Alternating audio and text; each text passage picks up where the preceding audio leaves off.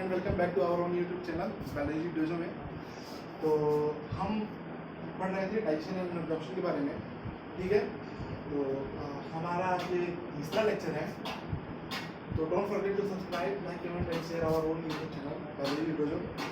तो चलिए आज का लेक्चर स्टार्ट करते हैं। तो सबसे पहले हम कुछ रिवीजन कर लें कि अभी तक हमने क्या पढ़ा है। तो देखिए अभी तक हमने देखा कि फूड का पाथ क्या होता है और एलिमेंट्री कैनाल में कौन कौन से लेयर्स बन रहे हैं, ठीक है। कौन कौन से लेयर्स हैं, ठीक है, उनका अरेंजमेंट कैसा है, कहाँ सर्कुलर है, कहाँ लॉन्गिट्यूडनल है, ठीक है। मैंने इसका ट्रिक भी बताया था आपको। क्या ट्रिक बताया था मैंने आपको? इसका ट्रिक था लोकी, ठीक है, LOCI, ठीक है। इसका ट्रिक था लोकी। कैसे याद करेंगे? लॉन्गिट्यूडनल आउटर, सर्कुलर इनर, ठीक है। Longitudinal outer, circular inner. तो ये था एलिमेंट्री कैनाल का, ये मस्कुलरिस का अरेंजमेंट, ठीक है। उसके बाद से हमने देखा क्या, क्रिप्स ऑफ रिवर कोहन के बारे में, क्रिप्स ऑफ रिवर कोहन के बारे में देखा। उसके बाद हमने क्या देखा? उसके बाद हमने विलाई, माइक्रोविलाई देखा। विलाई के बेस पे कब से स्ट्रक्चर बनता है, ठीक है, जो क्रिप्स ऑफ रिवर कोहन कहते हैं।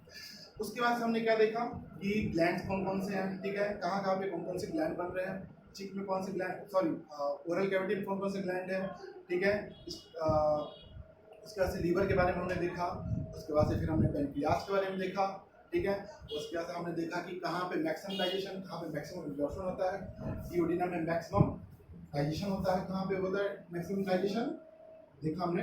डिओडिनम में हमने देखा कि मैक्सिमम डाइजेशन होता है, और जीजनम में हमने देखा कि मैक्सिमम एब्जॉर्प्शन होता है, ठीक है। उसके बाद से हमने देखा क्या कि डाइजेशन ऑफ फूड, ठीक है। तो हमें हम डाइजेशन ऑफ फूड के बारे में पढ़ना है, ठीक है। तो अब हमें डाइजेशन ऑफ फूड के बारे में पढ़ना है। तो उसके पहले और हमने क्या देखा, और चीज मैं आपको बता दूं। स्पिल्टर ऑफ लाइफ, कुछ इंपॉर्टेंट टर्म्स हैं जो मैं आपको पहले बता देता हूँ, ठीक है। उसके बाद हम क्लास स्टार्ट करेंगे। क्या है स्पिल्टर ऑफ ओडाई, ठीक है। स्पिल्टर ऑफ ओडाई देखा हमने।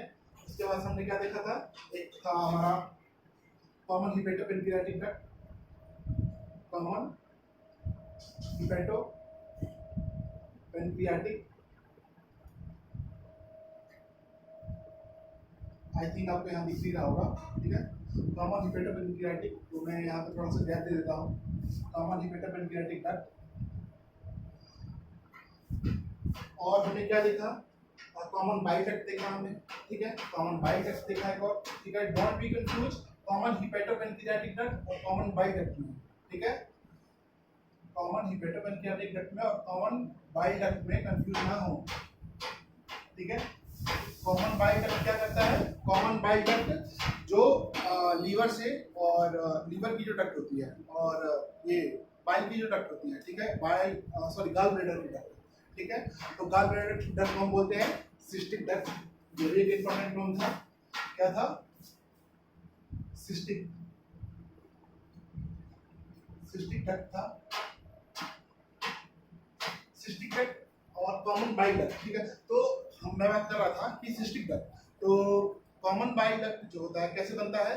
सिस्टिक डक्ट और डक्ट ऑफ लीवर, ठीक है, उन दोनों को मिलाकर के बनता है कॉमन बाइल डक्ट, ठीक है। कॉमन बाइल डक्ट और पेनक्रियाटिक डक्ट दोनों मिलकर के बनते हैं कॉमन हिपेटोपेनक्रियाटिक डक्ट, ठीक है। तो इस सब चीजों में कंफ्यूजन ना हो। और स्पिंडल ऑफ ओडाई क्या होता है? जो कि कॉमन हिपेटोपेनक्रियाटिक डक्ट की ओपनिंग को कंट्रोल करता है। किसमें ओपनिंग होती है इसकी? मैंने बताया था ड्यूडिनम में इसकी ओपनिंग होती है, ठीक है। तो अब हम बात करेंगे डाइजेशन ऑफ फूड के बारे में, ठीक है। डाइजेशन ऑफ फूड के बारे में देखिए, ऐसा हो सकता है कि आज का लेक्चर थोड़ा सा लंबा हो जाए, या फिर मैं देखूंगा तो कम से कम टाइम में ज़्यादा से ज़्यादा इन्फॉर्मेशन आपको दे दूंगा। और अगर जो आपको डाउट बचता है तो आप आकर के टेलीग्राम चैनल पे ज्वाइन करें मेरे, मैं इसका लिंक आपको डिस्क्रिप्शन में दे दूंगा। तो अब हम बात करेंगे डाइजेशन ऑफ फूड के बारे में। तो चलिए, जैसा कि हम नोट्स बनाते हैं ब्लैक और ब्लू पेन से, तो फिर से बनाते हैं हम डाइजेशन ऑफ फूड।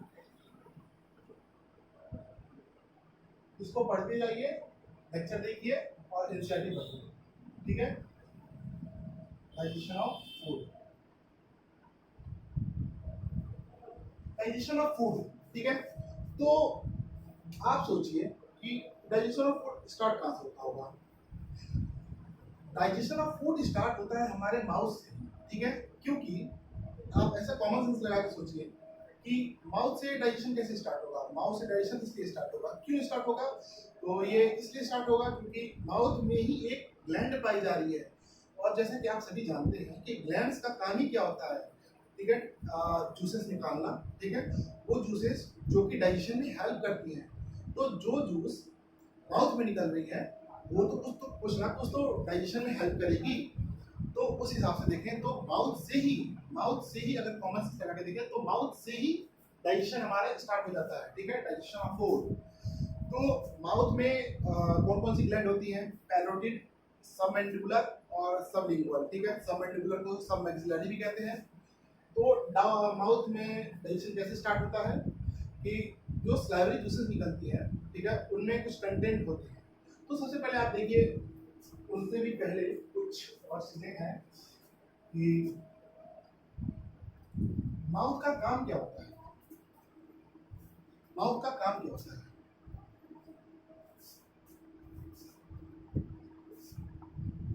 माउथ का काम क्या होता है। माउथ का काम होता है च्यूइंग, ठीक है, और लुब्रिकेशन। लुब्रिकेशन मैं इसको थोड़ा और क्लियर लिख देता हूँ ताकि आपको अच्छे से विजुअल हो।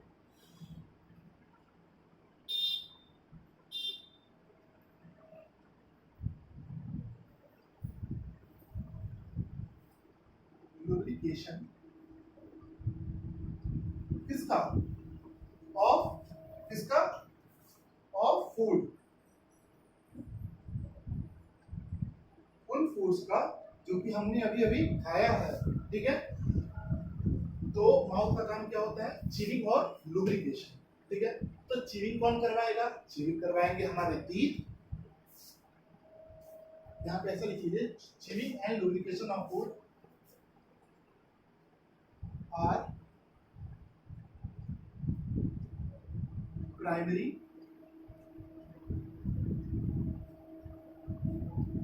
फंक्शन ऑफ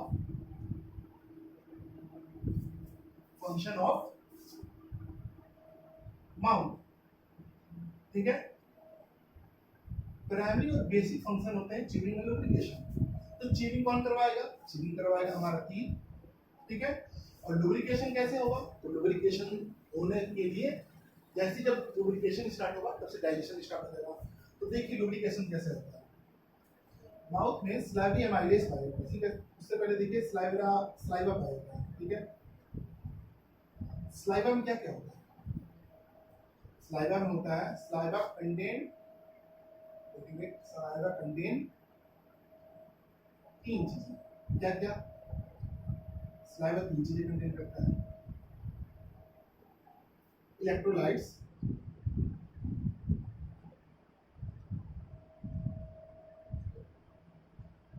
ठीक है। इलेक्ट्रोलाइट कौन कौन से, sodium ion, potassium ion, chloride ion और बाइकार्बोनेट आयन, ठीक है। बाइकार्बोनेट आयन, ये इलेक्ट्रोलाइट कंटेन करता है हमारा सलाइवा। अब आप तो समझ ही रहे होंगे कि ये इलेक्ट्रोलाइट क्या है। आयंस कितना तो आप केमिस्ट्री पढ़े होंगे, इलेक्ट्रोकेमिस्ट्री में। इलेक्ट्रोकेमिस्ट्री तो वैसे 12th का पार्ट है, वैसे आप 11th में ही पढ़ लेंगे ये इनऑर्गेनिक में। तो देखिए सलाइवा में इलेक्ट्रोलाइट्स पाए जाते हैं, ठीक है। और क्या पाए जाते हैं, एंजाइम्स,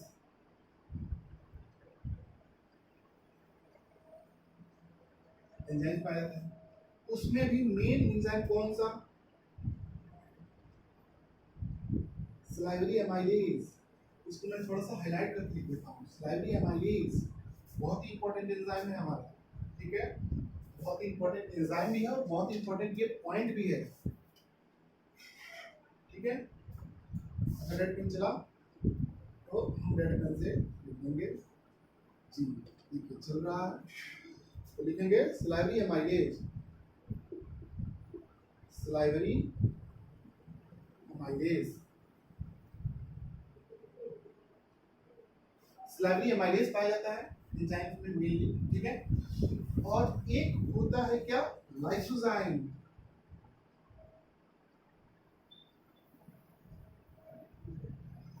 ठीक है, सलाइवा में ये कंटेंट होते हैं। अच्छा एक और बात देखिए, क्या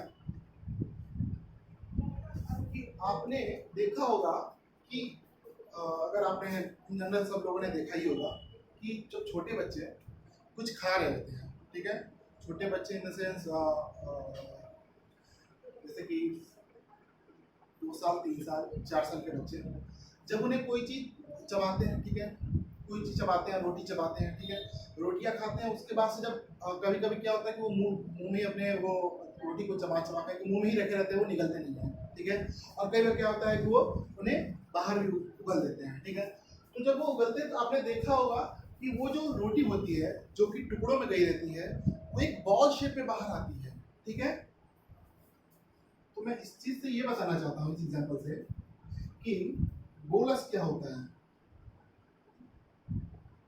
बोलस क्या होता है, बोलस होता है, bolus is ball shape structure. देखिए बोलस आप सभी सुनते होंगे, समझते होंगे, जानते होंगे, लेकिन इसका स्टेटमेंट जो है वो देना थोड़ा 11th के बच्चों के लिए जो स्टार्टर होते हैं उनके लिए थोड़ा सा मुश्किल हो जाता है। तो मैं सबको यही मान के चलता हूँ कि आप स्टार्टर ही हैं, तो मैं उनके लिए बता देता हूँ कि बोलस क्या होता है। एक बॉल शेप स्ट्रक्चर होता है which formed by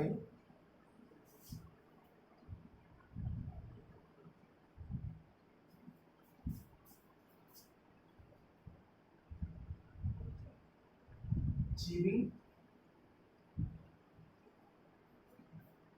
and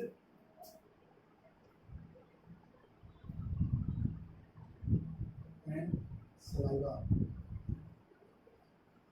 ठीक है। तो यहाँ से देखिए एक सलाइवा का एक और फंक्शन आ जा रहा है, क्या कि वो बॉल शेप स्ट्रक्चर को जो बना रहा है, जिसको हम बोलस कह रहे हैं, उसके फॉर्मेशन में भी ये काम कर रहा है। कैसे, तो सलाइवा का काम होता है एक और क्या, सलाइवा फंक्शन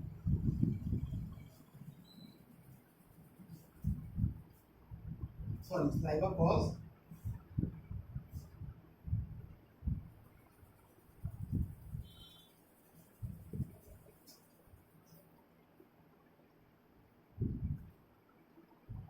lubrication, lubrication मतलब फिसलाहट, ठीक है, चिकनापन, ठीक है।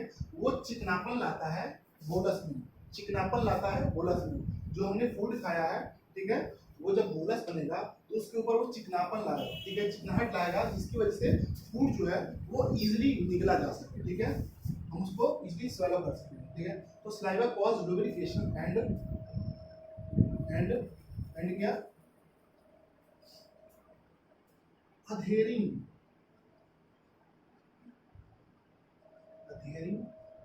of food। अब देखिए लुब्रिकेशन तो आप समझ गए, अडहेरिंग कैसे, तो देखिए अगर आप ध्यान से समझे तो आप टुकड़ों में रोटियां खाते हैं, ठीक है, नहीं टुकड़ों में खाते हैं, एक टुकड़ा अगर खाएंगे तो उसको चबाएंगे, चबाने के बाद से वो एक टुकड़ा जो है उनके कई टुकड़े हो जाते हैं, और वो जो कई टुकड़े होते हैं, ठीक है, तो ये हमारा पेंटा के लिया कोई बात नहीं। तो सलाइवा जो है वो क्या कहता है, हाँ हम बात कर रहे थे कि फूड जो है उनके कई जो टुकड़े हम बनते हैं, जो जिससे हमने अभी अभी खाया है, ठीक है। तो उन टुकड़ों को भी आपस में जोड़ने का काम करता है, आपस में जोड़ने का, आपस में ही अधेरिंग अधेरिंग का काम करता है। जब सेम टाइप के कंपोनेंट्स हैं वो आपस में चिपकते हैं तो उनको अधेरिंग कहते हैं, ठीक है, अधीशन, ठीक है। तो उनको अधेरिंग कहते हैं। अधेरिंग ऑफ फूड करता है क्या, सलाइवा। सलाइवा दो काम करता है, लुब्रिकेशन और अधेरिंग। मैं फिर से आपको बता देता हूँ एक बार और, chewing and lubrication of food are the primary function of mouth, ठीक है। चबाना और फूड में चिकनाहट लाना ही प्राइमरी फंक्शन ऑफ माउथ होता है। चबाने का काम कौन करता है, टीथ, सभी जानते हैं। लुब्रिकेशन का काम कौन कर रहा है, सलाइवा। सलाइवा क्या क्या कंटेन करता है, इलेक्ट्रोलाइट्स, एंजाइम्स और लाइसोजाइम, ठीक है। इलेक्ट्रोलाइट्स में कौन कौन से, sodium and potassium and chloride and और बाइकार्बोनेट एंड। एंजाइम कौन कौन से होते हैं, तो कई तरह के एंजाइम होते हैं, लेकिन मेनली उसमें हम लोग पढ़ेंगे क्या, स्लाइवरी एमाइलेज के बारे में। उसके बाद एक और चीज होता है कंपोनेंट क्या, लाइसोजाइम। इन दोनों के बारे में अभी हम एक बार और पढ़ेंगे, ठीक है। इन दोनों के बारे में इंपॉर्टेंट पॉइंट है वो बताना है।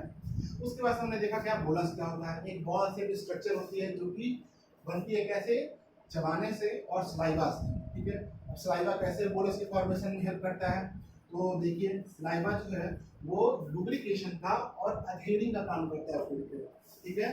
तो जब लुब्रिकेशन करेगा तो जो देखिए टीथ जो है वो चीनी का काम करते रहा है, बोला और जो चीनी का काम करेगा तो कई टुकड़े होंगे फूड के, तो उन फूड के टुकड़ों को जोड़ने का काम करेगा कौन, सलाइवा, ठीक है। और जब जोड़ देगा फिर उनका बहुत से स्ट्रक्चर बनेगा जो कि जिसके ऊपर जो है वो सलाइवा की लेयर बन जाएगी, जिसकी वजह से वो लुब्रिकेट हो जाएगा, लुब्रिकेशन वाली प्रॉपर्टी आ जाएगी उसके अंदर। तो ये अभी तक हमने पढ़ा, ठीक है। एक और बात सुन लीजिए, बात ये है ये जो सलाइवा कितना होता है, ठीक है, ये इम्पोर्टेंट पॉइंट है। काम करिए, मैं आप इसे नोट कर लीजिए, मैं इसको अभी लिख देता हूँ। ये सब सलाइवा कितना होता है और इसका फंक्शन बताना है मुझे।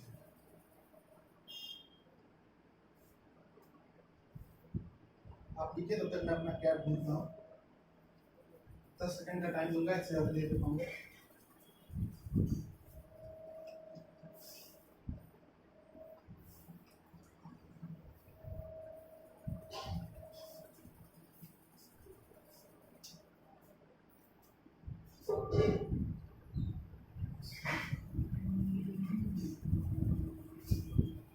तो आई होप कि आप रिवीजन एनसीईआरटी का कर रहे होंगे, ठीक है, रीडिंग कर रहे होंगे अगर अच्छे से, क्योंकि एनसीईआरटी की रीडिंग नहीं करेंगे तो ये लेक्चर्स किसी काम के नहीं आ पाएंगे आपको, ठीक है।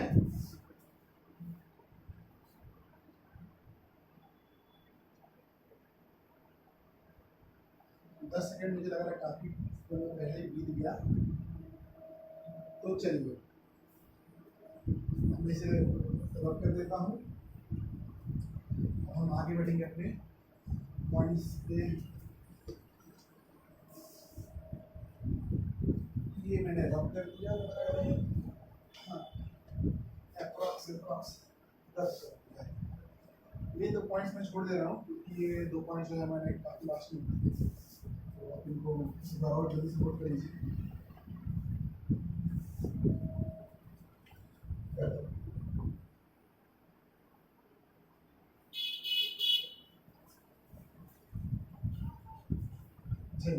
तो ये आपने लिख लिया होगा, तो मैं मान के चलता हूँ।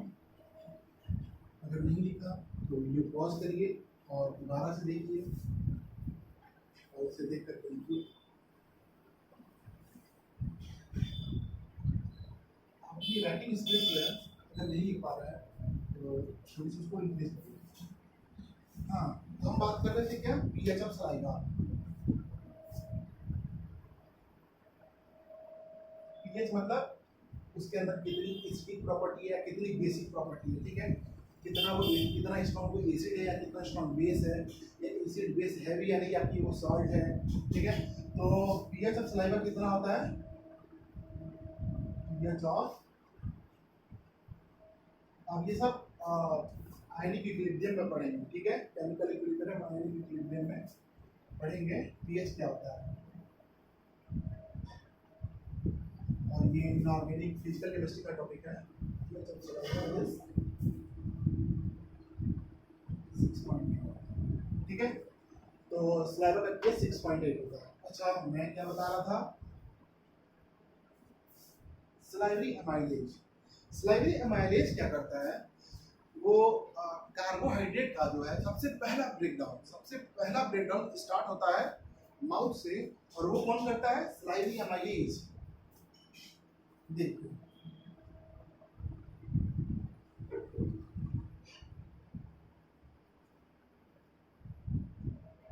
अप्रॉक्स 30% ऑफ कार्बोहाइड्रेट जो है उनका ब्रेकडाउन माउथ में ही हो जाता है, ठीक है। तो लिखेंगे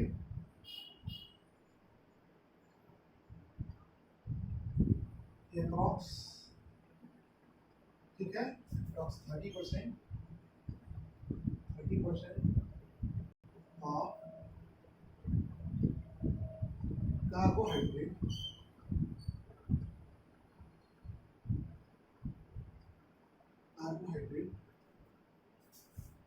breakdown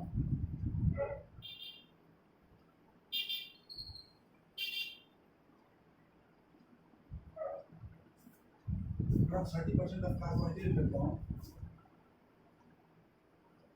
done by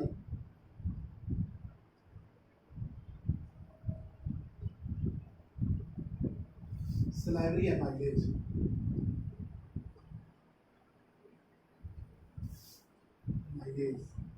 ठीक है। मैंने जितना हो सकता है मैं उतना अच्छे से और क्लियरली लिखा। तो 30% ऑफ कार्बोहाइड्रेट का ब्रेकडाउन होता है स्लेवरी एमाइलेज के द्वारा। किसमें होगा, तो देखिए एक रिएक्शन के फॉर्म में मैं लिख देता हूँ, कार्बोहाइड्रेट, ठीक है, ये है रिएक्टेंट, और प्रोडक्ट क्या बनेगा, माइटोज। कार्बोहाइड्रेट टूटेगा माइटोज में। ये देखिए, ये है पॉलीसेकेराइड, ये है डाइसेकेराइड, ठीक है, पॉलीसेकेराइड और डाइसेकेराइड। तो यहाँ पे क्या आएगा, सलाइवरी अमाइलेज, ठीक है। यहाँ पे ये है रिएक्टेंट, ये है प्रोडक्ट, और ये है बीच में एंजाइम, ठीक है। ये कैटलिस्ट का काम करता है, रिएक्शन की स्पीड को बढ़ा देगा और रिएक्शन को करवाएगा।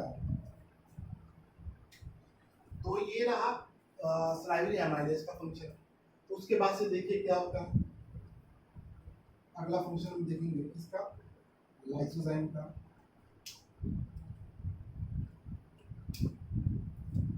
लाइसोजाइम का फंक्शन क्या होता है,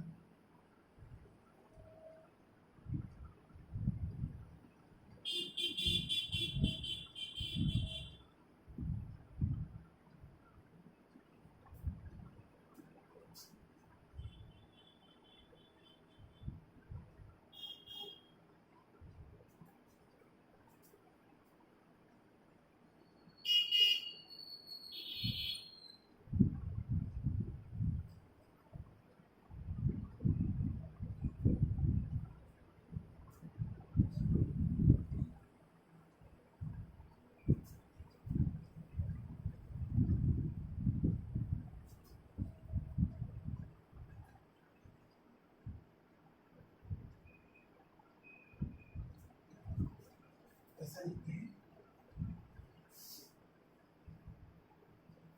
एक अच्छा वर्ड बनेगा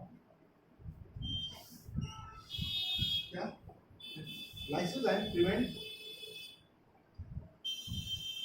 entry of infectious agents,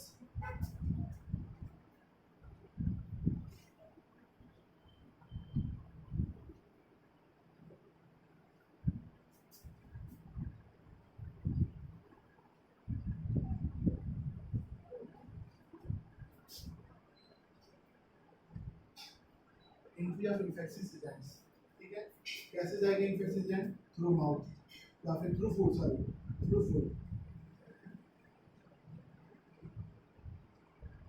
lysozyme का एक इम्पोर्टेंट काम ये होता है कि वो इन्फेक्शियस एजेंट, ठीक है, कुछ ऐसे भी होते हैं एजेंट्स जिनको हम पका दें, जिस टेम्परेचर में हम अपने खाने को पकाते हैं तो उस टेम्परेचर पे भी वो हो सकता है नहीं मरे हों, ठीक है, या फिर अगर हम खा रहे हों हो सकता है हमारा फूड जो है वो कंटामिनेट हो गया हो, मक्खियाँ आकर उस पर बैठ गई हो, या हो सकता है कि हमारे हाथों में हमने अच्छे से हैंड वॉश नहीं किया हो, या हैंड वॉश करने के बाद भी हो सकता है हमारे हाथों में कुछ इन्फेक्शन एजेंट रह गए हों जो कि हमारे फूड को कंटामिनेट है, इन्फेक्ट कर रहे हैं, ठीक है, तो उनकी एंट्री को भी ये लाइसोजाइम प्रिवेंट करता है, ठीक है, उनकी एंट्री को भी लाइसोजाइम प्रिवेंट करता है। तो उसके बाद से हम देखेंगे क्या कि कौन सी ग्लैंड, गैस्ट्रिक ग्लैंड, ठीक है, गैस्ट्रिक ग्लैंड के बारे में देखेंगे। अभी तो हमने सलाइवरी ग्लैंड के बारे में पढ़ा, ठीक है, सलाइवरी ग्लैंड के बारे में अच्छे से पढ़ा हमने, क्या क्या पढ़ा, आप अभी इसके पहले वाले जो मैंने लिखा था तो मिटा दिया हमने, तो उस पर आपने देखा, उसके बाद से कुछ इस पे भी आ गए। अब हम इसको टाइम ना गवाते हुए मैं रब करना चाहूँगा इसको, ठीक है, कितना पॉइंट है, बहुत छोटा छोटा लिखा है मैंने पॉइंट बना के, इसको मैं रब कर देता हूँ। ये मैंने रब किया, हटा दिया ये,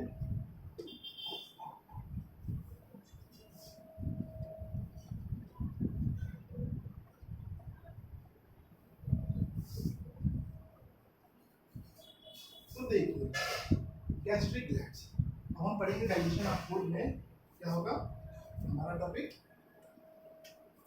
गैस्ट्रिक ग्लैंड,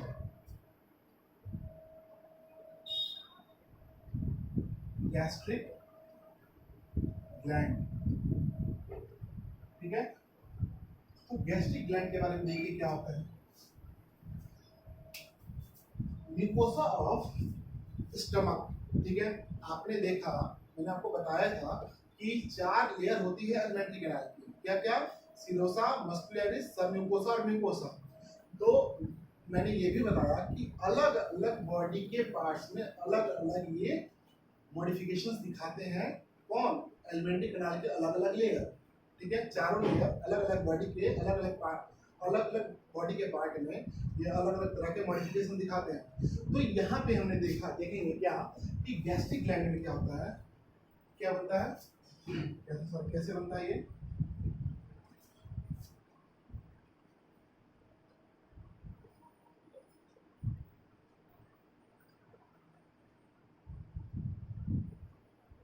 म्यूकोसा ऑफ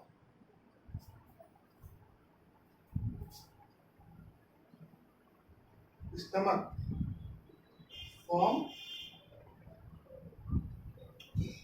क्या बनाती है, gastric gland,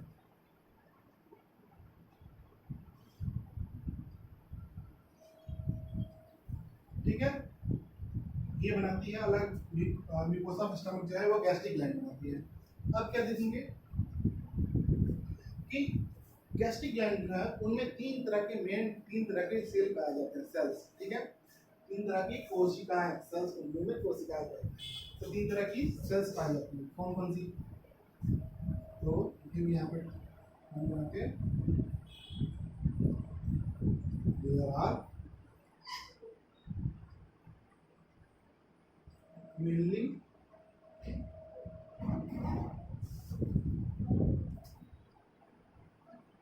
3 types of cells,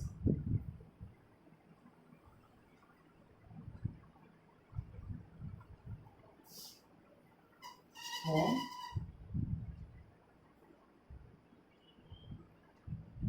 gastric gland। यहाँ देखिए, यहाँ पे बहुत सारे लर्निंग वाले क्वेश्चन आएंगे, ठीक है, नेम्ड क्वेश्चन आएंगे जिनको आपको याद करना पड़ेगा, ऐसे नेम्स आएंगे जिनको आपको याद करना पड़ेगा, एज टू जैसा भी है वैसा ही उसको याद करना पड़ेगा। तो देखिए 3 तरह के, मेनली 3 तरह के सेल्स जो है वो गैस्ट्रिक ग्लैंड्स को बनाते हैं, कौन कौन से 3 तरह के सेल, पहला है mucus neck cell, mucus neck cell, दूसरा है कौन सा,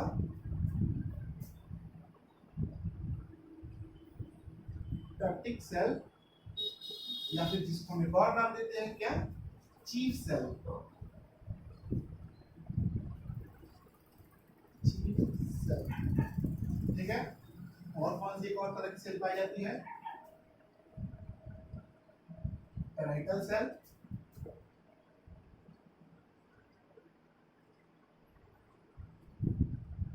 पैराइटल सेल, या फिर उसको हम एक और नाम देते हैं क्या, ऑक्जेंटिक सेल।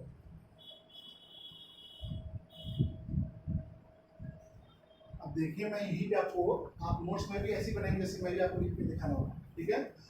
ऐसे ही नोट्स बना करके आप चलेंगे तो आपको छोटे से छोटे फॉर्म में आप पूरा नोट्स बना लेंगे। इससे छोटा नोट्स आप बनाएंगे तो आपको कंफ्यूजन भी हो सकता है, ठीक है। आप अगर आप स्टार्टर हैं तो आप इससे छोटा नोट्स बनाएंगे तो आपको कंफ्यूजन भी हो सकता है। तो देखिए ये जो सेल्स होते हैं, ये जो तीनों सेल्स हैं कौन कौन से, mucous neck cell, peptic cell, parietal cell, ठीक है। ये जो तीनों सेल हैं वो अलग अलग तरह के प्रोडक्ट्स जो हैं वो रिलीज करते हैं। जैसे कि यहाँ पे मैं प्रोडक्ट लिख दे रहा हूँ, ठीक है। उनके जो फंक्शंस हैं वो मैं आपको आगे लिखवाऊंगा, ठीक है। म्यूकस नेक सेल के जो प्रोडक्ट बन रहा है उसका फंक्शन क्या है वो मैं इसके बाद वाले जब स्क्रॉल करूँगा तो मैं लिखवाऊंगा। अब साथ साथ लिखते चलते हैं तो ज़्यादा मेरे लिए अच्छा रहेगा। म्यूकस नेक सेल का जो प्रोडक्ट है वो होगा क्या,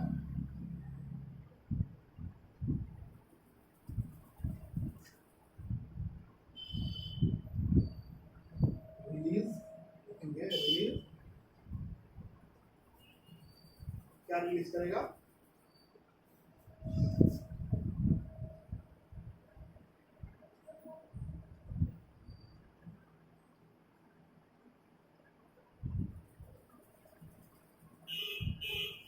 तो म्यूकस नेक सेल क्या रिलीज करेगा, रिलीज म्यूकस। नाम से ही पता चल रहा है म्यूकस नेक सेल है, म्यूकस ही निकालेगा। चाय वाला है तो चाय ही बनाएगा, ठीक है, जूस को बना के खिलाएगा नहीं। उसी तरह म्यूकस नेक सेल है तो म्यूकस ही निकालेगा। पेप्टिक सेल से क्या निकलता है, इंपॉर्टेंट चीज है ये याद रखिए,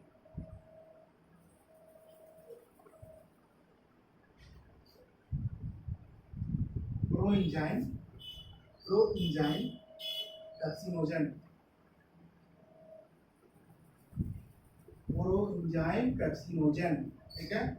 और ये जो पैराइटल सेल है ये क्या रिलीज करता है, HCl और HCl एंड CIF, ये इसको इसलिए मैंने शॉर्ट फॉर्म लिख दिया CIF। मैं इसको फुल फॉर्म में मैं बता दे रहा हूँ, मैं आगे लिख दूंगा इसको। तो CIF क्या है, कैसल इंट्रिंसिक फैक्टर, क्या है, कैसल इंट्रिंसिक फैक्टर।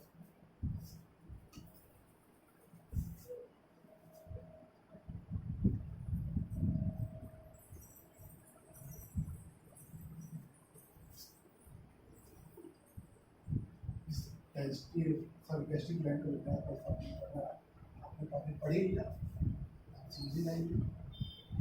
ये मैं एक और पॉइंट लिखवा दे रहा हूँ, उसके बाद मैं आपको टाइम दूंगा 10 सेकेंड लिखने के लिए। तो CIF क्या है, कैसल इंट्रिंसिक फैक्टर, यहाँ पे लिख लेंगे आप। CIF क्या है, कैसल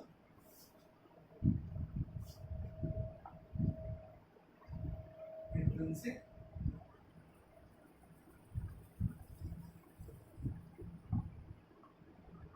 फैक्टर, ठीक है।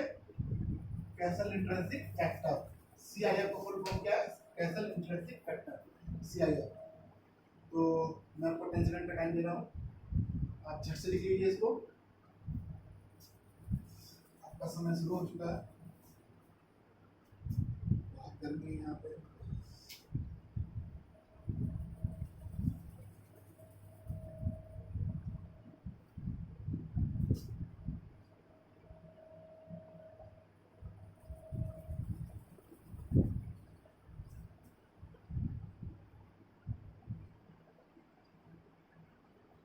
से कुछ राहत है, बारिश हो रही है।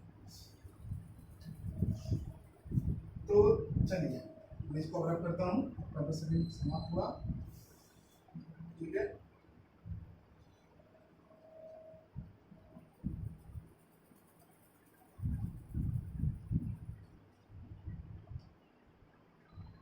लगता है एक डस्टर लाना है आपको। ये रब करने में मुझे इस कपड़े से बहुत ही प्रॉब्लम है। चलिए,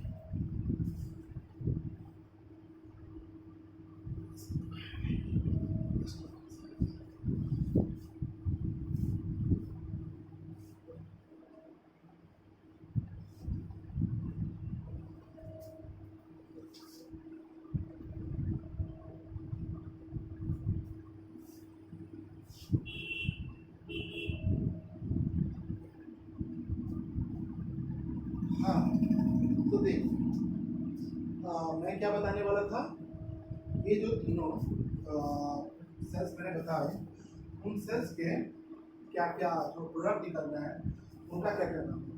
तो म्यूकस का काम मेनली यही समझिए, म्यूकस का मेनली काम यही होता है कि वो लुब्रिकेशन देगा या फिर वो अधेरिंग का काम करेगा। ठीक है, अधेरिंग मतलब मैंने बताया है आपको कि सेम टाइप के कंपाउंड या मॉलिक्यूल्स को आपस में चिपकाएगा, तो उसको अधेरिंग कहते हैं, एडेशन कहते हैं, तो adhering।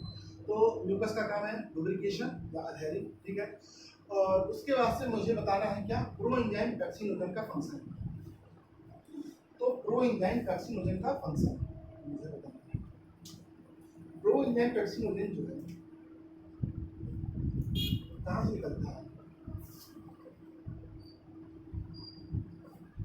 अच्छा, मैंने आपको बता तो दिया ही था कि फूड का जो है वो पाथ क्या होता है, माउथ, माउथ के बाद फेरिंग, फेरिंग्स के बाद इसोफेगस, इसोफेगस के बाद स्टमक, स्टमक के बाद स्मॉल इंटेस्टाइन, लार्ज इंटेस्टाइन, उसके बाद से आएगा एनस। ठीक है, तो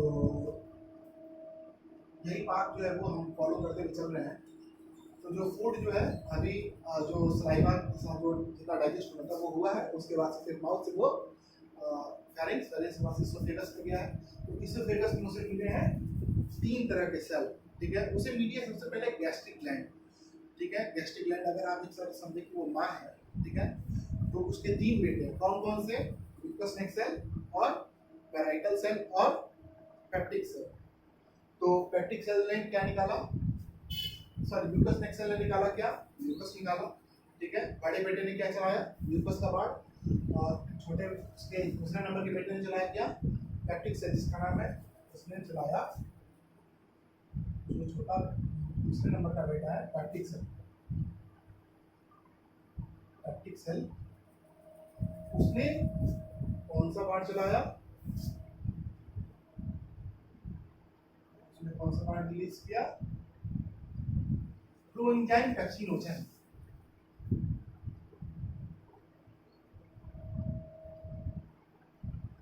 ये पॉइंट वैसे मैंने पिछले वाले पॉइंट्स में ही लिखवा दिया था, लेकिन फिर भी आपके अंडरस्टैंडिंग के लिए मैं फिर से बता दे रहा हूँ। ठीक है, प्रोएंजाइम, कौन सा प्रोएंजाइम, पेप्सिनोजन।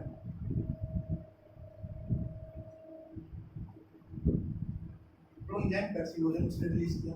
अच्छा, जब उसने प्रोएंजाइम पेप्सिनोजन रिलीज किया तो जो प्रोएंजाइम का मतलब आप ऐसा समझिए ना, प्रोएंजाइम, ठीक है, क्या कहते हैं इसको, प्रोएंजाइम जो ऐसा समझिए आप कि एंजाइम बनने से जो फुल्ली एक्टिव एंजाइम जो बनने से पहले का जो कंडीशन होता है एंजाइम का, जब वो इनएक्टिव फॉर्म में पड़ा रहता है, ठीक है, वो उसी कंडीशन को कहते हैं हम प्रोएंजाइम। ठीक है, उस एंजाइम का जो एंजाइम, जैसे कि यहाँ पे एंजाइम कौन सा है, पेप्सिनोजन। तो यहाँ पे जो पेप्सिनोजन एंजाइम है, ठीक है, उसका पहले का कंडीशन क्या था, उसका प्रोएंजाइम का कंडीशन जो था वो इनएक्टिव फॉर्म में था। ठीक है, यहाँ पे ये भी लिख सकता है इनएक्टिव पेप्सिनोजन, प्रोएंजाइम की जगह आप लिख सकते हैं इनएक्टिव पेप्सिनोजन या फिर प्रोएंजाइम पेप्सिनोजन। ठीक है, तो प्रोएंजाइम पेप्सिनोजन को एक्टिवेट होने के लिए चाहिए उसको एसिडिक मीडियम। तो लिखेंगे, इसको लिखेंगे, मैं इसको शॉर्ट फॉर्म में लिख दूंगा प्रोपेप, प्रोपेप लिखूंगा मैं। ठीक है, इसको मैं शॉर्ट फॉर्म में कैसे लिखूंगा, PRO डॉट PEP। आप इसे समझ जाएंगे ना कि प्रोएंजाइम पेप्सिनोजन की मैं बात कर रहा हूँ। जहाँ पे आप प्रोपेप देखेंगे तो आप बोलेंगे कि प्रोएंजाइम पेप्सिनोजन है। तो जो प्रोएंजाइम पेप्सिनोजन है प्रो एंजाइम पेप्सिनोजन है।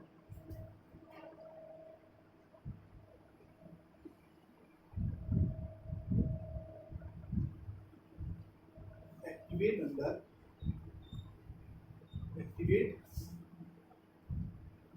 एक्टिवेट नहीं बोल सकते आप, activating acidic medium.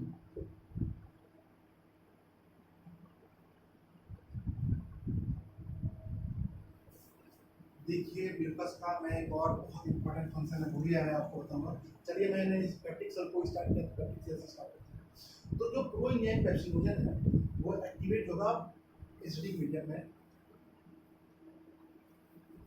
Acidic medium into इसमें बदलेगा पेप्सिन में, इसमें बदलेगा पेप्सिन में। वो इसको हम लिखेंगे हाइलाइट करके, क्या पेप्सिन, किसमें बदलता है पेप्सिन में, पेप्सिन, ठीक है, PEPSIN पेप्सिन। तो pro enzyme pepsinogen activate in acidic medium into activate in acidic medium into pepsin. Pro enzyme pepsinogen activate होता है एसिडिक मीडियम में और बदलता है किसमें, पेप्सिन में, ठीक है। तो पेप्सिन क्या करता है, जो हमारी बॉडी में फूड के थ्रू प्रोटीन गया है, जो प्रोटीन गया है इसको भी मैं रिएक्शन के फॉर्म में लिख देता हूँ। जो प्रोटीन गया है उसको ये तोड़ेगा किसमें, पेप्टोन एंड पेप्टाइड में, ठीक है। ये जो पेप्सिन है, ठीक है, ये जो पेप्सिन है वो प्रोटीन जो हमारे फूड के थ्रू गया है उसको पेप्टोन और पेप्टाइड में चेंज कर देता है। ये हो गया पेप्सिन का काम, ठीक है। तो हमने पढ़ा पेप्टिक सेल की जो प्रो इंजाइम पेप्सिनोजन निकल रहा है उसका क्या क्या काम है, यहाँ पर हमने देखा। म्यूकस का एक बहुत ही जरूरी काम है।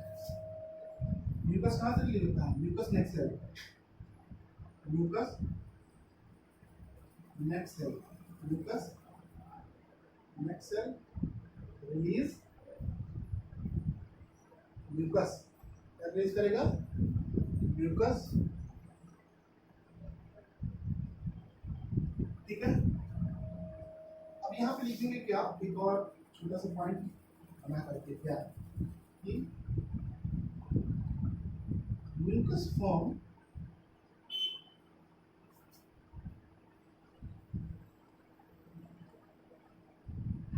its layer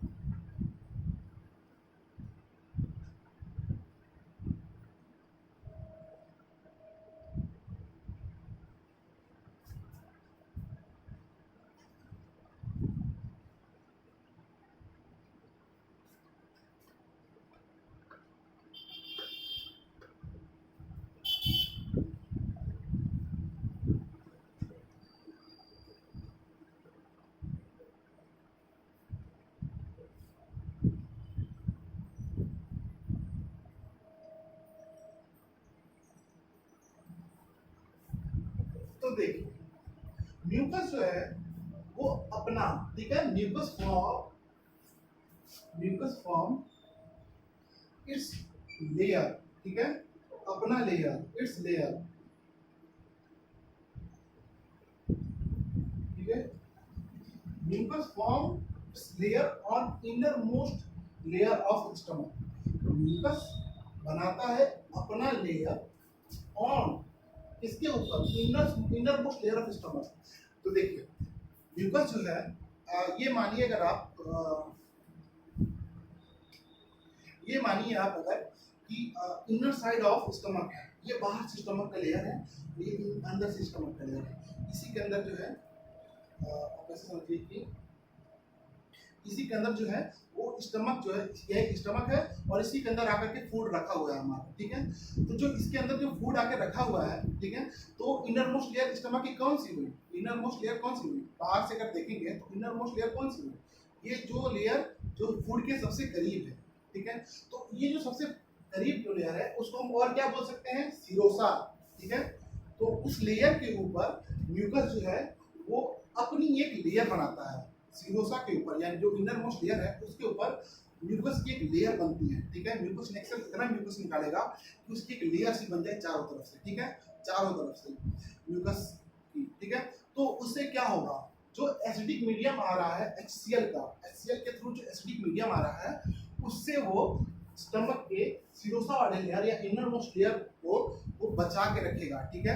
एसिड जो है वो इनर मोस्ट लेयर तक पहुंचेगा नहीं, म्यूकस उसे रोक कर रखेगा, जिसकी वजह से इनर मोस्ट लेयर जो है वो जलने से, एसिड जो है वो किसी भी बॉडी के पार्ट पे पड़ेगा तो वो तो उसे जला ही देगा। लेकिन म्यूकस नेक्सल से जो निकला हुआ म्यूकस है वो उस एसिड को रोक के रखता है, जिससे कि सीरोसा तक वो एसिड ना पहुंच पाए, सीरोसा तक वो एसिड ना पहुंच पाए।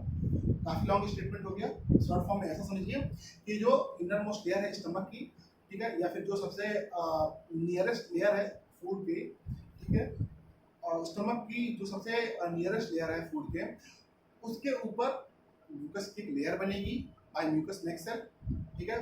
म्यूकस नेक्सल उसके ऊपर एक म्यूकस की लेयर फॉर्म करेगा, जिसकी वजह से वो एसिड जो है स्टमक में रिलीज हो रहा है, वो एसिड उस लेयर को जला नहीं सकेगी, ठीक है। अगर सोचिए आपकी जला देगी तो क्या होगी, वैसे ये एनसीईआरटी में दिया हुआ नहीं है, लेकिन फिर भी ये कॉमन चीज है कि आप कभी सुना होगा, जला देगी तो क्या होगा, जलाएगी तो वो अल्सर फॉर्म करेगा, अल्सर, ठीक है। तो देखिए ये रहा हमारा म्यूकस नेक्सल का फंक्शन, पेप्टिक सेल, ठीक है। पेप्टिक सेल को क्या कहते हैं, चीफ सेल। अब मैं इसे रब कर देता हूँ, ठीक है, काफी टाइम लग गया मुझे एक्सप्लेन करने में ही, तो मैं ऊपर से ही रब कर देता हूँ।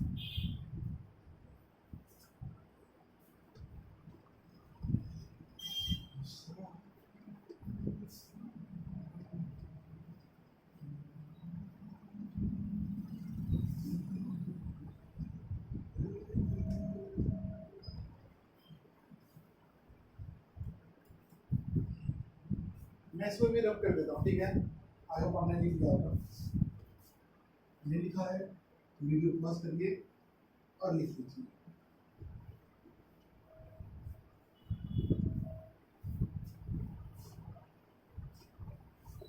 हाँ, तो अब हम बात करेंगे इसकी पैराइटल सेल की, ठीक है। पैराइटल सेल को और क्या कहते हैं, ऑक्जेंटिक सेल। मैंने अभी आपको लिखवा दिया है, तो इसका हम नाम ये भी लिख सकते हैं, oxyntic cell, OXINTIC, oxyntic cell, ठीक है। तो ऑक्जेंटिक सेल क्या करते हैं, ऑक्जेंटिक सेल रिलीज, ये दो चीजें रिलीज करता है, HCl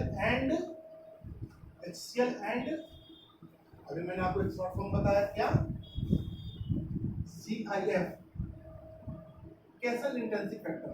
इन दोनों का बहुत इंपॉर्टेंट रोल है, ठीक है। HCl का सबसे इंपॉर्टेंट फंक्शन क्या है, HCl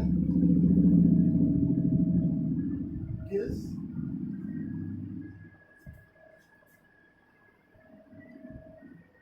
all other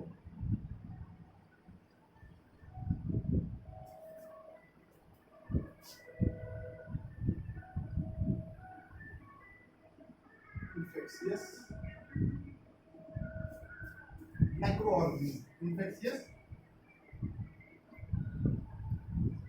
microorganism,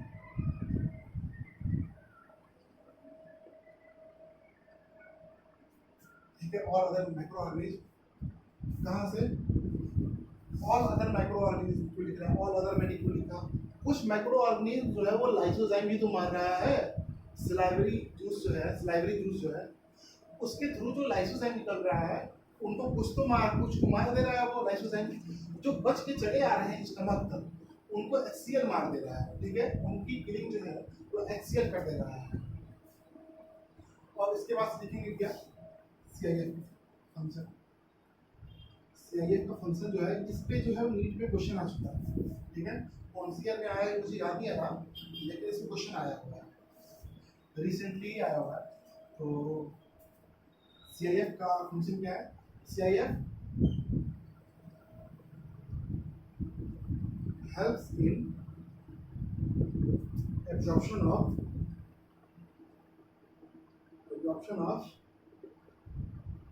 इसका absorption of vitamin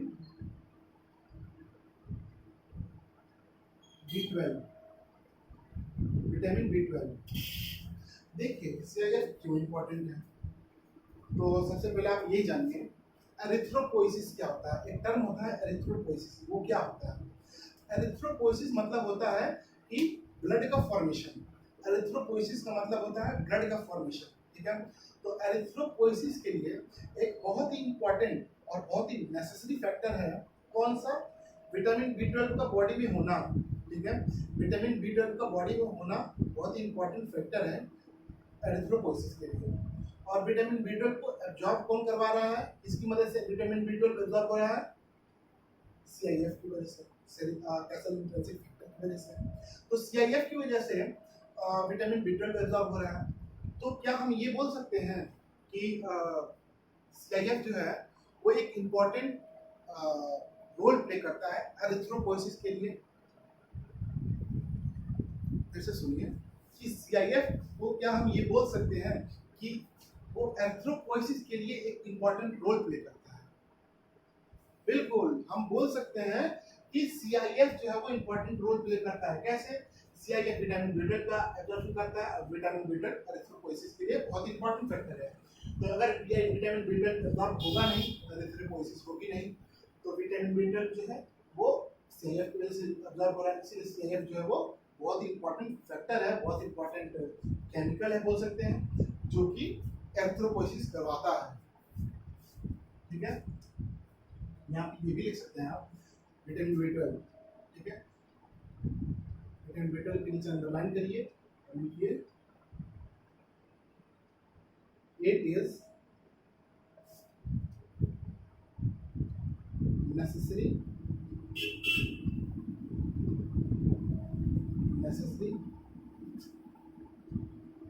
component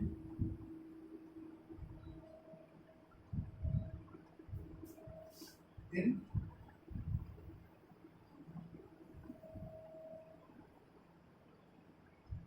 erythro. आप ये सोचेंगे कि एनसीईआरटी पढ़ते समय कि ये कहाँ लिखा हुआ है टर्म, ठीक है। तो ये आपको बॉडी फ्लूइड एंड सर्कुलेशन वाले चैप्टर्स की ये लिंक है, ठीक है। एरिथ्रोपोइसिस विटामिन B12 की वजह से होता है, वहाँ पे ये लिखा हुआ है एनसीईआरटी में, उसको मैंने यही लिखवा दिया ताकि आप इसको अच्छे से रिलेट कर पाएँ। वहाँ पे आप चलेंगे तो आपको मैं फिर से बता दूंगा एक बार और कि CIF का जो विटामिन B12 है वो एरिथ्रोपोइसिस करवाता है। मैं आपको फिर से एक बार रिमाइंड करवा दूंगा, तो इसे याद रखिएगा। तो ये रहा ऑक्जेंटिक सेल का फंक्शन। अच्छा, ये भी जानिए क्या कि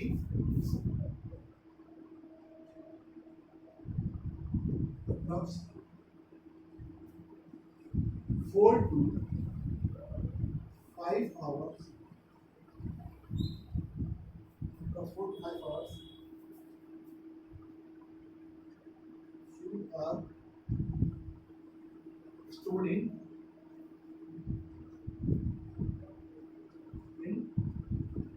स्टमक। देखिए अप्रोक्स 4 से 5 घंटे तक फूड जो हमने अभी भी खाया है वो अपने खाने के 4 से 5 घंटे तक वो फूड में अप्रोक्स रहता है पेट में, ठीक है। तो ये एक इम्पॉर्टेंट बात थी। एक और टर्म बताना है क्या? टाइम। टाइम क्या होता है? आई होप आपको यहाँ पे विजुअल हो रहा होगा। मैं इतने दो में ही टाइम बता देता हूँ ताकि अपना ये स्टमक वाला जो पोर्शन है वो कंप्लीट हो। दोनों वाला क्वेश्चन काफी लंबा चल गया। यहाँ पे मैं बनाता हूँ ब्लॉक, ठीक है।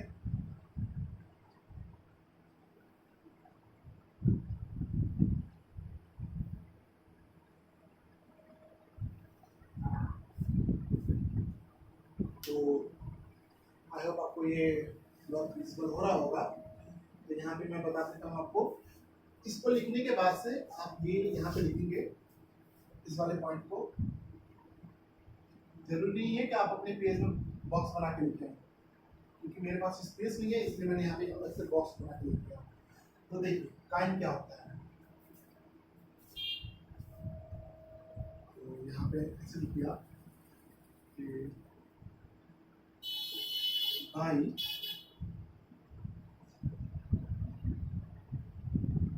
Churning movement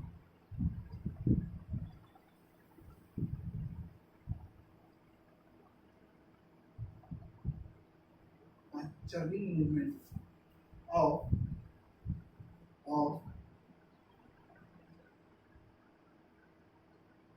muscularis by churning movement of muscularis, churning movement of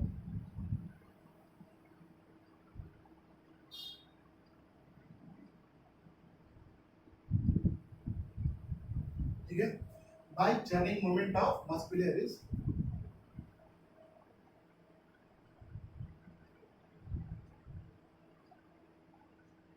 cause mixing of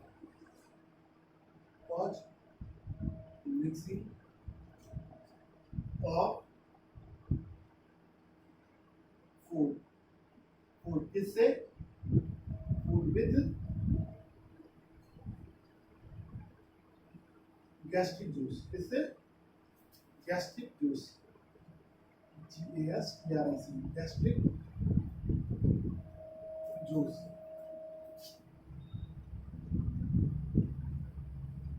ठीक है। by churning movement of muscularis or mixing of gastric juice, mixing of food with gastric juice,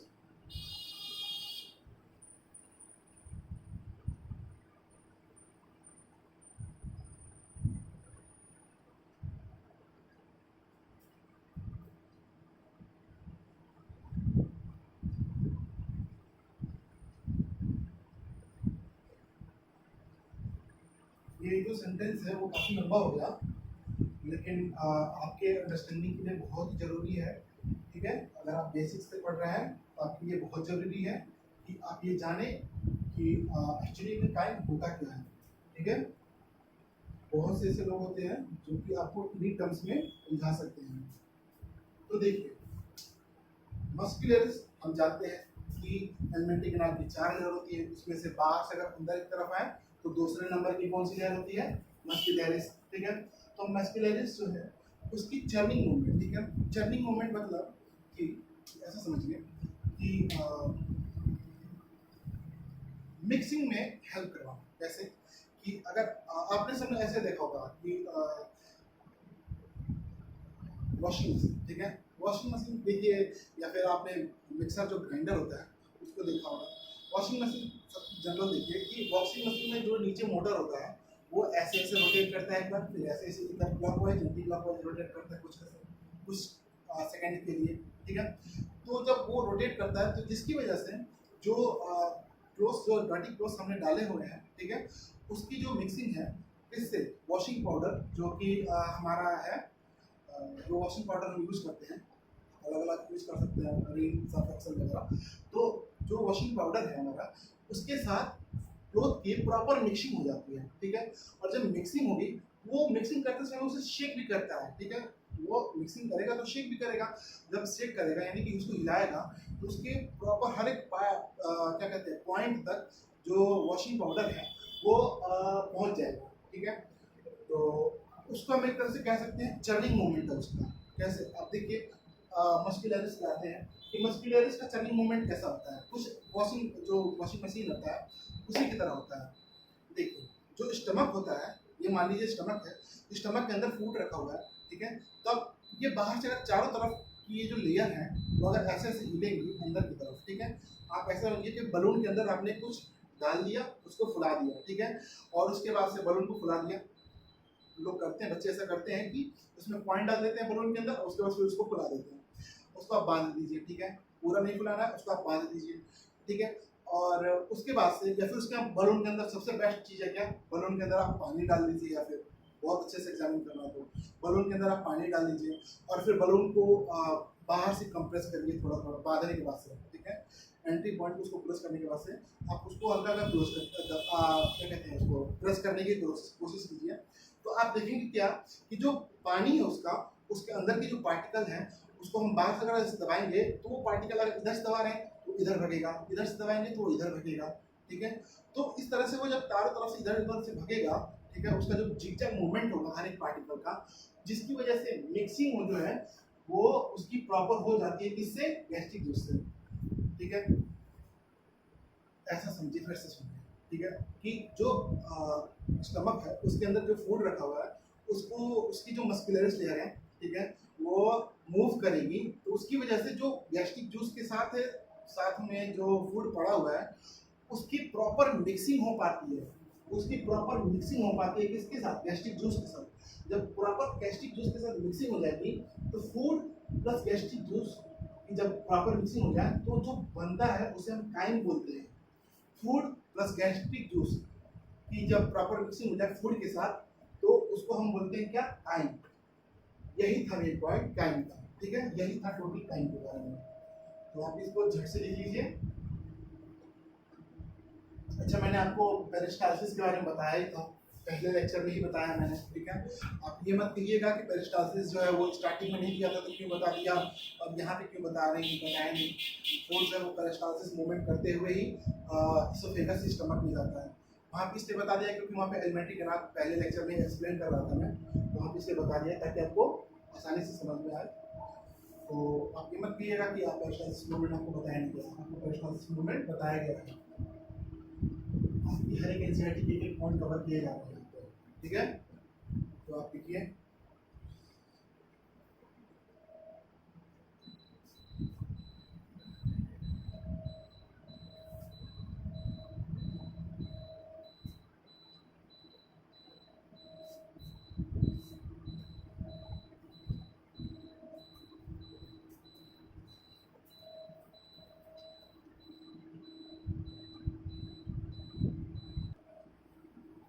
चलिए, I hope आप सबने लिख लिया होगा, ठीक है। तो अब मैं इसे भी रब कर देता हूँ। क्लास जो है वो थोड़ी लंबी हो गई, 1 घंटे 25 हो गई, मुझे लग रहा है सर शायद हो गई होगी, या हो सकता है छोटी भी हुई हो। चलिए, पोस्ट करते समय देखेंगे इसको।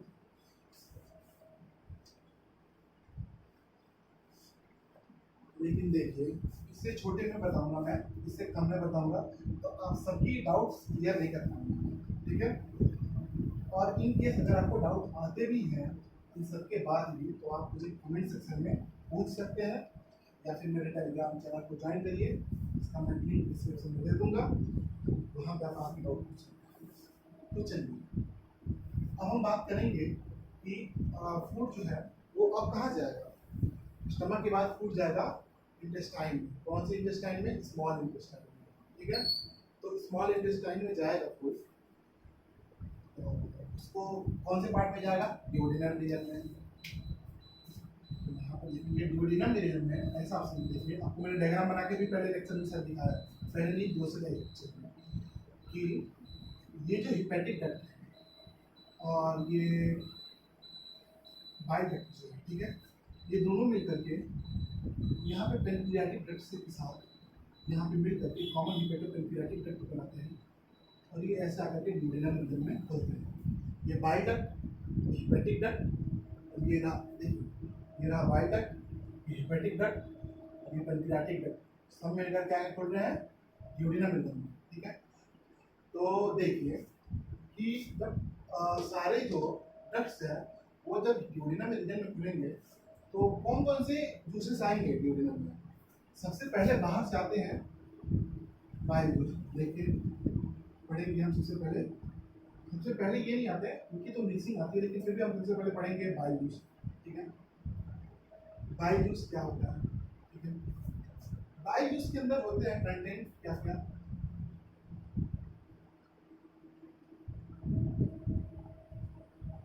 कोलेस्ट्रॉल,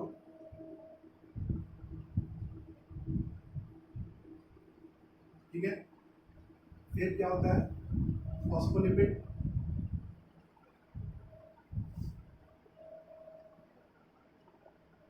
उसके बाद से क्या होता है?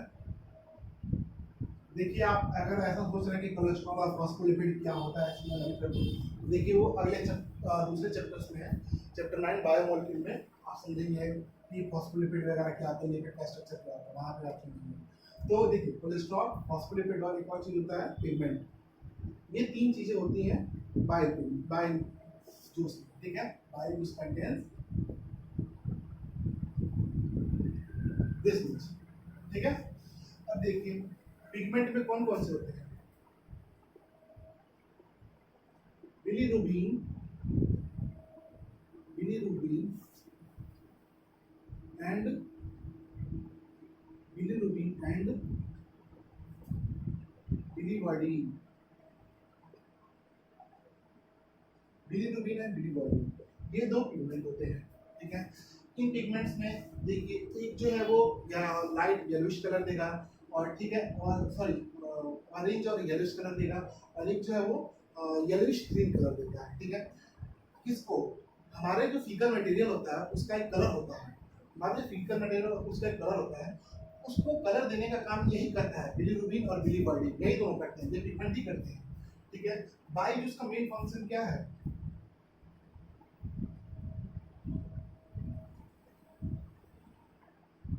बाई जूस का मेन फंक्शन है, बाई जूस cause emulsification,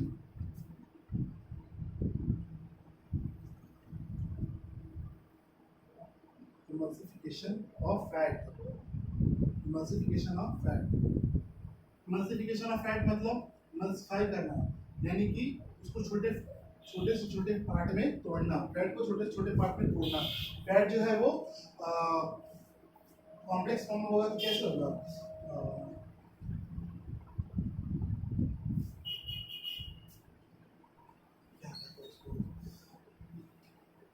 ये कम होता है, जो अभी याद आता है मैं बताता हूँ। तो बाई जूस है वो इमल्सिफाई करता है फैट को, यानी कि फैट को छोटे छोटे पार्ट में तोड़ेगा, इमल्सिफाइड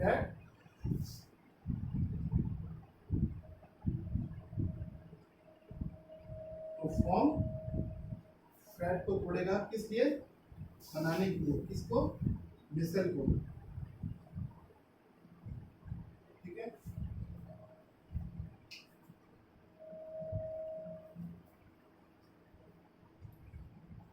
मिसल क्या होती है?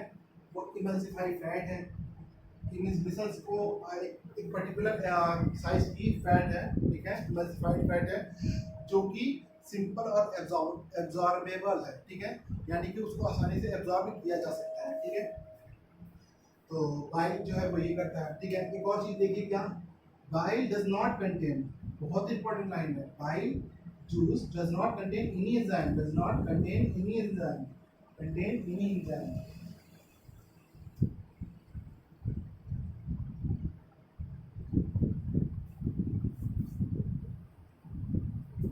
और बाइल एक्टिवेट, एक्टिवेट इसको एक्टिवेट करता है, बाइल एक्टिवेट लाइपेज। ठीक है, लाइपेज को, लाइपेज क्या है?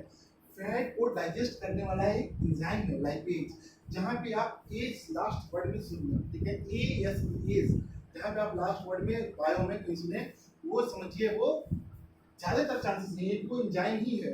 ठीक है, 90% 95% चांसेस है कोई एंजाइम। लाइपेज एक लिपिड, लिपिड को डाइजेस्ट करने वाला एक एंजाइम है, जिसको लाइपेड कहते हैं। तो ये रहे आपका बाइल जूस।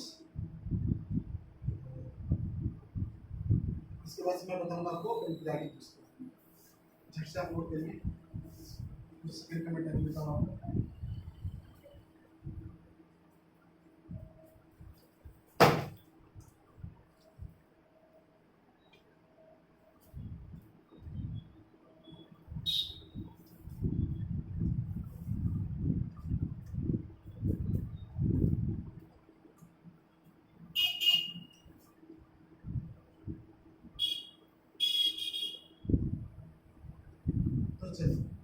हटा दो।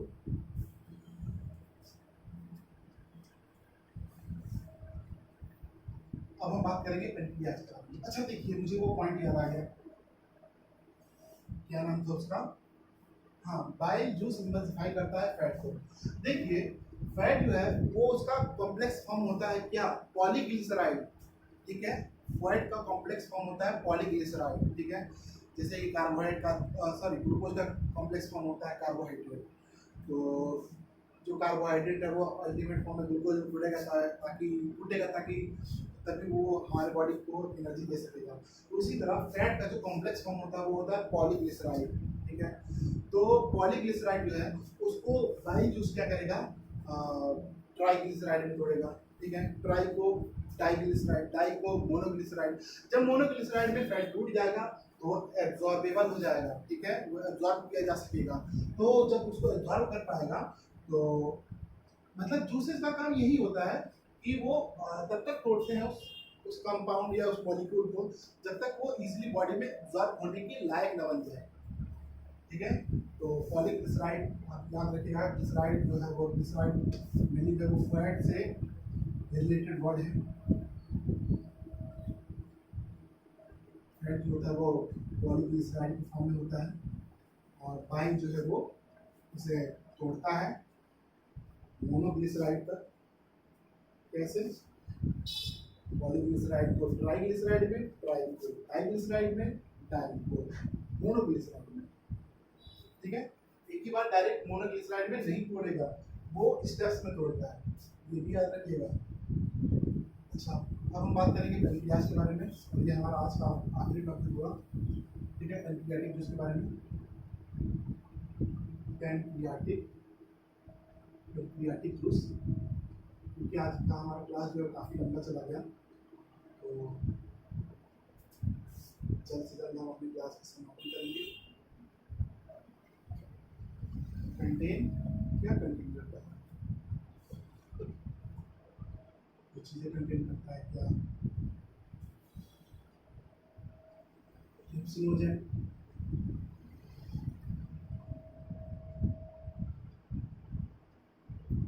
अच्छा ये भी लिख सकते हैं कंटेन इनएक्टिव, ठीक है। इनएक्टिव को मैंने एक बार वर्ड बताया क्या, प्रो एंजाइम, इनएक्टिव एंजाइम, ठीक है, इनएक्टिव एंजाइम रखता है। कौन कौन से, ट्रिप्सिनोजेन, याद करना इजी है, आप 10 बार बोल दीजिए, किसी को 10 बार सुना दीजिए, आपको तुरंत याद हो जाएगा। ट्रिप्सिनोजेन,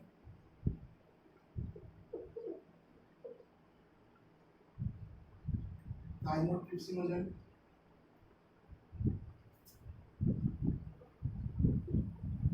ठीक है, तो मिलते जुलते वर्ड हो गए। ट्रिप्सिनोजेन, ट्रिप्सिनोजेन क्या काइमो लगा देंगे तो काइमोट्रिप्सिनोजेन में हो जाएगा। तो उसके बाद से आएगा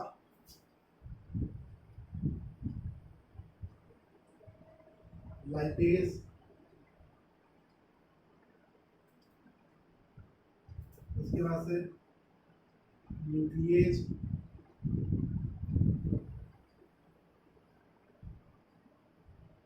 उसके बाद से होगा एमाइलेज, ठीक है।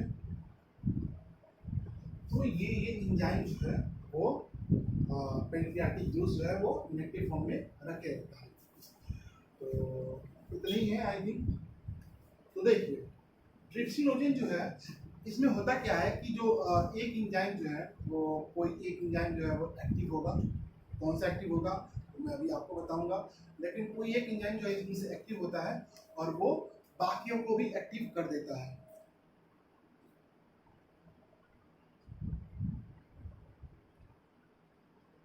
हाँ, तो ट्रिप्सिनोजेन जो है वो बाकियों को एक्टिव करेगा। कैसे, एक एंजाइम जो है वो एक्टिवेट करेगा बाकियों को, कौन सा एंजाइम है वो है ट्रिप्सिनोजेन। ट्रिप्सिनोजेन क्या करे, कब एक्टिवेट होगा, पहले तो उसे खुद भी एक्टिवेट होना पड़ेगा। इसमें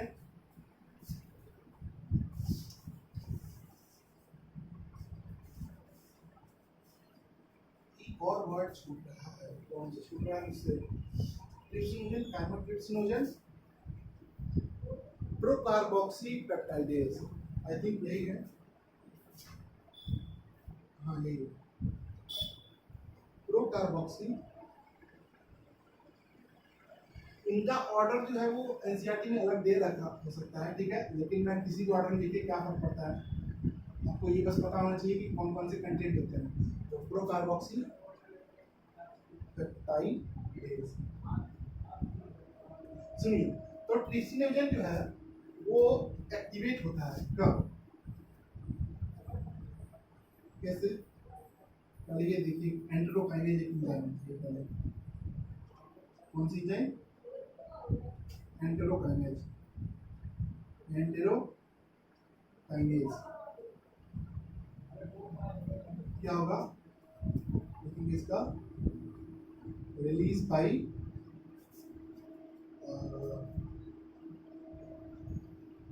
ग्लूकोसा ऑफ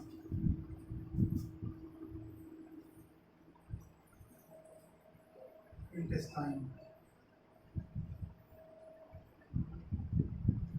ठीक है। इंटेस्टाइन की जो म्यूकोसा लेयर होती है वो एंटेरोकाइनेज एक एंजाइम है उसको रिलीज करती है, ठीक है। एंटेरोकाइनेज काइनेज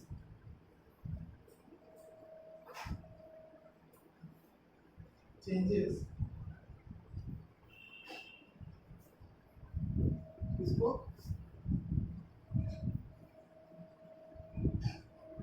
ट्रिप्सिनोजन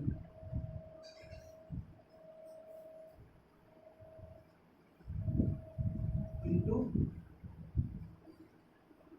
ट्रिप्सिन,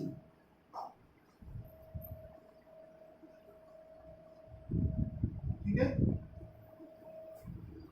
तो एंटेरोकाइनेज म्यूकोसा ऑफ इंटेस्टाइन से निकलता है और एंटेरोकाइनेज ट्रिप्सिनोजन को ट्रिप्सिन में बदल देता है।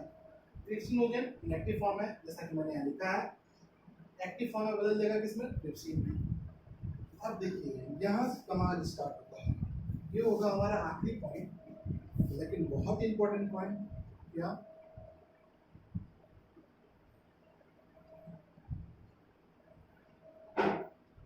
Trypsin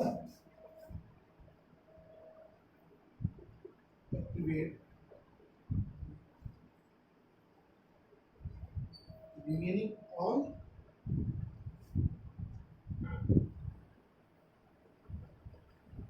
enzymes of remaining all inactive enzymes, ठीक है।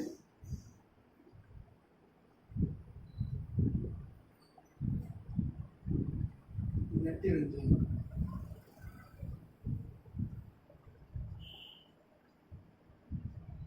ठीक है, लिख सकते हैं आप यहाँ पे ऑफ क्या, पैंक्रियाटिक जूस।